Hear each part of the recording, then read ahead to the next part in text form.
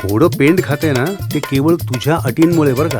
रास कुंभ हवी, नक्षत्र पूर्व भाद्रपदाच हवं. बस मी काही वैरीण नाहीये त्याची, आई आहे मी त्याची.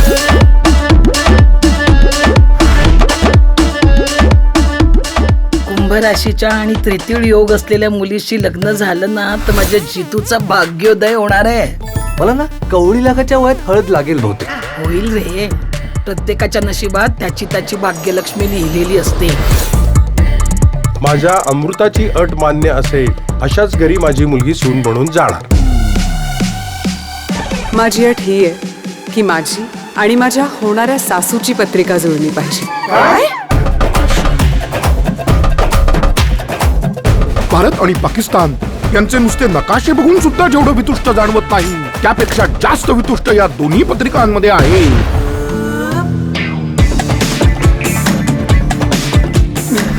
मला काय माहिती यार तिची एवढी जगा वेगळी अट असेल. आपण डायरेक्ट गेलं तर चालतं ना स्थळ पाहिले. ही अशी टापाटापी करण्यामध्ये काय मतलब आहे.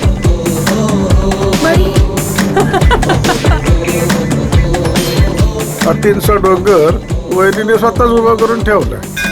हा डोंगर पोखरून बिन लग्नाचा चित्तच सापडणार. अमृताची अट जरा वेगळी असली तरी विचित्र नाहीये बघ. पुरी अटच गडबड आहे. सासू आणि सुनेची पत्रिका कोण जुळवतं? खऱ्या अर्थानं संसार हा सासू आणि सुनेचाच असतो.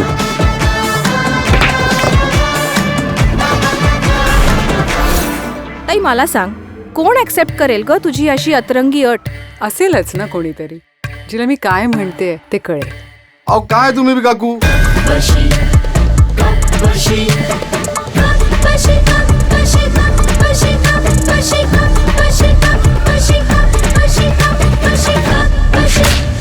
ओ झुरके सगळं संपलंय आता.